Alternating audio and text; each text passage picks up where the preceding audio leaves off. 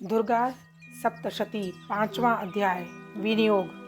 मैं महासरस्वती को प्रसन्न करने के लिए रुद्र ऋषि, महासरस्वती देवता, अनुष्टुप छंद, भीमा शक्ति, भ्रामरी बीज, सूर्य तत्व और सामवेद के स्वरूप वाले इस उत्तर चरित्र के पाठ का संकल्प करती हूँ। ध्यान। मैं उस महासरस्वती देवी जो अपने कर कमलों में घंटा, शूल, हल, शंख, मूसल, चक्र, धनुष और बाण आदि धारण करती हैं, जो शरद ऋतु के मनोरम चंद्रमा के समान अत्यंत सौम्य एवं मोहक कांति वाली हैं, जो तीनों लोकों की आधारभूत अर्थात उन्हें धारण करने वाली हैं, जो शुंभ और निशुंभ जैसे दुर्दांत दैत्यों का वध करने वाली हैं तथा जो गौरी के शरीर से प्रकट होने वाली हैं, उनका अभिवादन करता हूँ। मेधा ऋषि बोले, पूर्व काल में शुंभ और निशुंभ नामक महाअसुरों ने अपने बल के मद से इंद्र के तीनों लोकों का राज्य और यज्ञों के भाग्य छीन लिए। इसी प्रकार उन्होंने सूर्य, चंद्रमा, कुबेर, धर्मराज और वरुण के अधिकारों को भी छीन लिया और स्वयं राज्य करने लगे।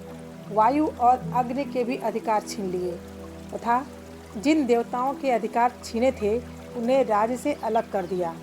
इस प्रकार असुरों से अपमानित तथा स्वर्गलोक से पृथक किए हुए देवता अपराजिता देवी का स्मरण करने लगे। उन्होंने विचार किया कि भगवती ने हमें वरदान दिया था कि आपत्ति के समय स्मरण करने पर मैं तुम्हारे संपूर्ण संकटों का नाश कर दूंगी। ऐसा विचार करके समस्त इंद्रादिक देवता हिमालय पर्वत पर जाकर महामाया की स्तुति करने लगे। देवता बोले, देवी को नमस्कार है, महादेवी को नमस्कार है, शिवा को नमस्कार है, प्रकृति और भद्रा को हम सब नमस्कार करते हैं। रौद्रा, नित्या, गौरी, धात्री, ज्योत्सनामयी, चंद्र रूपिणी, सुख स्वरूपा भगवती को हम बारंबार नमस्कार करते हैं। कल्याणी, वृद्धि और सिद्धि रूपी देवी को हम सब नमस्कार करते हैं। नैऋति देवी को नमस्कार है। राजगृहों में लक्ष्मी रूपी तथा सर्वाणी देवी के लिए बारंबार नमस्कार है। दुर्गपारा, सारा, सर्वकारिणी, ख्याति और धूम्र स्वरूपा को सदैव नमस्कार है। अत्यंत सौम्य तथा रौद्र रूपा देवी को हम सब नमस्कार करते हैं। जग प्रतिष्ठा तथा कृति स्वरूपा देवी को बार बार नमस्कार है। संपूर्ण जीव मात्र में विष्णु माया नाम से जो देवी कही जाती हैं, उनको नमस्कार है। जो देवी समस्त जीव मात्र में चेतना नाम से प्रतिष्ठित हैं, उनके लिए नमस्कार है, उनको नमस्कार है, उनको बार बार नमस्कार है। जो देवी समस्त जीव मात्र में बुद्धि रूप से स्थित है, उनको नमस्कार है, उनको बार बार नमस्कार है। जो देवी संपूर्ण जीव मात्र में निद्रा रूप से विराजमान है, उनको नमस्कार है, बार बार नमस्कार है। जो देवी समस्त जीव मात्र में क्षुधा रूप से वास करती हैं, उनको नमस्कार है, उनको नमस्कार है, बार बार नमस्कार है। जो देवी संपूर्ण जीव मात्र में छाया रूप से स्थित हैं, उनको नमस्कार है, उनको बार बार नमस्कार है। जो देवी समस्त जीव मात्र में तृष्णा रूप से स्थित हैं, उनको नमस्कार है, उनको बार बार नमस्कार है। जो देवी संपूर्ण प्राणियों में शांति रूप से स्थित है, उनको नमस्कार है, उनको बार बार नमस्कार है। जो देवी समस्त प्राणियों में जाति रूप से स्थित है, उनको नमस्कार है, उनको बार बार नमस्कार है। जो देवी सभी प्राणियों में लज्जा रूप से स्थित हैं, उनको नमस्कार है, बार बार नमस्कार है। जो देवी संपूर्ण जीव मात्र में शांति रूप से स्थित हैं, उनको नमस्कार है, उनको बार बार नमस्कार है। जो देवी समस्त जीव मात्र में श्रद्धा रूप से स्थित है, उनको नमस्कार है, उनको बार बार नमस्कार है।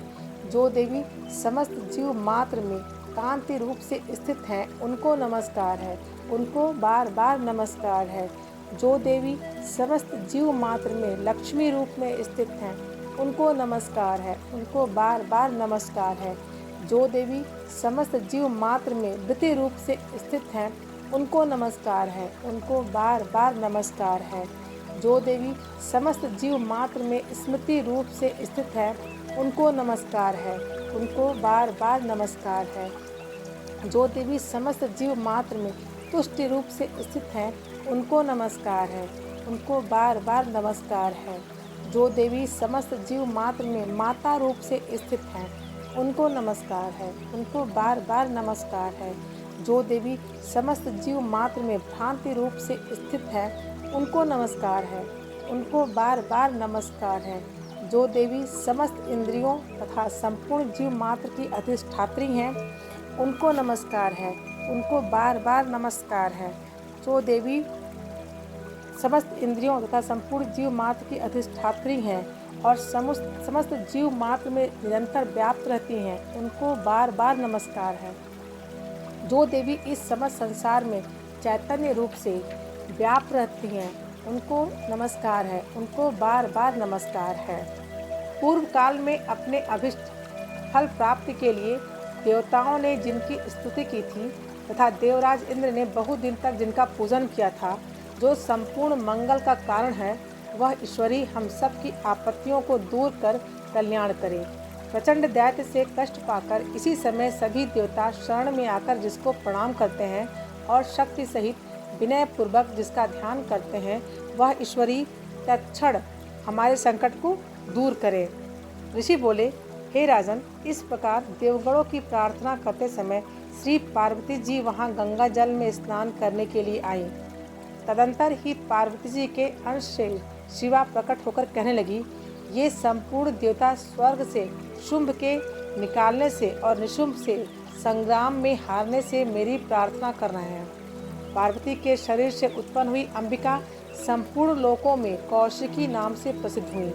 कौशिकी के उत्पन्न होने के पश्चात पार्वती का शरीर श्याम वर्ण का हो गया और तभी से उनका नाम हिमालय पर रहने वाली कालिका हो गया।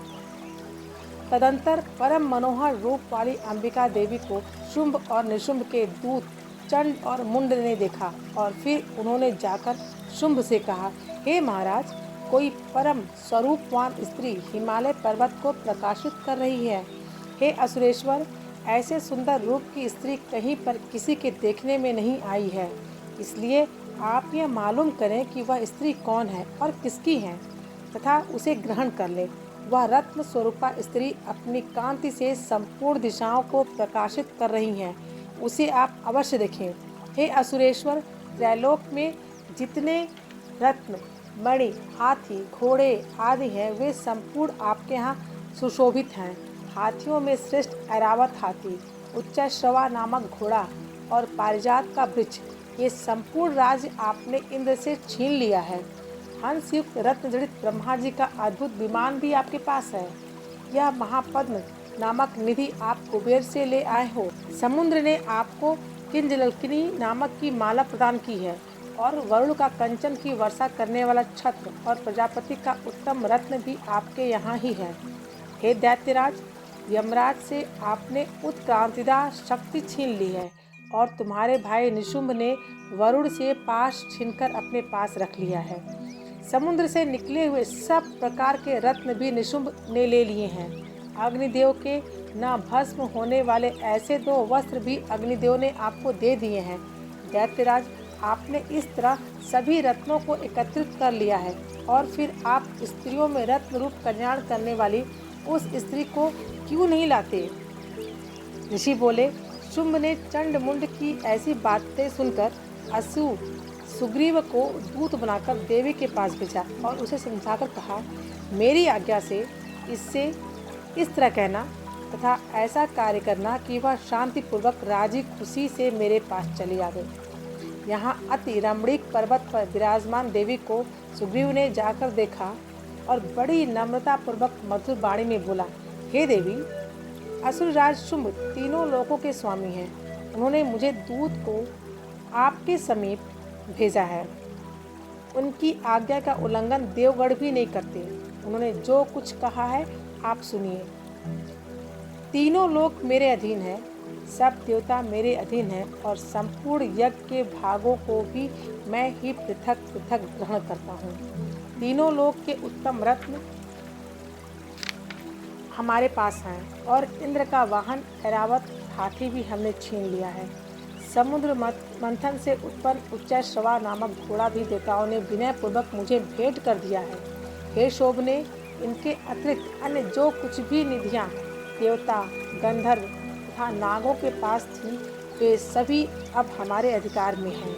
हे देवी, हम तुमको संसार भर की स्त्रियों में रत्न समझते हैं, क्योंकि रत्नों के भोगने वाले तो केवल हम ही हैं। हे चंचल नेत्र वाली, तुम मेरी या महापराक्रमी मेरे भाई निशुंभ की सेवा में आ जाओ, क्योंकि तुम रत्न स्वरूपा हो। हमको ग्रहण करने से तुम्हें अतुल ऐश्वर्य मिलेगा। ऐसा अपनी बुद्धि से विचार कर हमारी पत्नी हो जाओ। ऋषि बोले, दूत की इस प्रकार की बातें सुनकर संपूर्ण संसार को धारण करने वाली भगवती भद्रा गंभीर भाव से मुस्कुराती हुई इस प्रकार बोली, हे दूत, तूने इस समय जो कुछ भी कहा है वह सत्य है, इसमें कुछ भी असत्य नहीं है। शुंभ तीनों लोकों का राजा है और निशुंभ भी उसी के समान पराक्रमी है, परंतु इस विषय में मेरी जो प्रतिज्ञा है उसे मैं किस तरह झूठा करूं? मैंने जो प्रतिज्ञा की है उसे सुन। जो मुझे संग्राम में जीतकर मेरे अभिमान को चूर्ण कर देगा तथा मेरे समान बलवान होगा, वही मेरा पति बनेगा। इसलिए शुंभ अथवा निशुंभ महाअसुर यहाँ आए और मुझे जीत लें और तत्काल ही मेरे साथ विवाह कर लें। यह सुनकर दूत बोला, हे देवी, तुझे बड़ा अभिमान है, मेरे सामने इस प्रकार की बातें मत कह। तीनों लोकों में ऐसा कौन सा पुरुष है जो शुंभ और निशुंभ के सामने ठहर सके? इन असुरों के सामने समस्त देवता युद्ध में नहीं ठहर सके, तो तुम अकेली किस तरह उनके सामने युद्ध में ठहर सकोगी? इंद्रादिक सभी देवता जिन शुंभ निशुंभ के आगे नहीं ठहर सके, तुम स्त्री होकर उनका सामना किस भांति करोगी? अतः तुम मेरे कथनानुसार मेरे साथ उनके पास चलो, अन्यथा जब तुम्हें केश पकड़कर घसीटते हुए उनके पास ले जाएंगे तो तुम्हारा गौरव नष्ट हो जाएगा। देवी बोली, तूने जो कुछ कहा वह बिल्कुल ठीक है।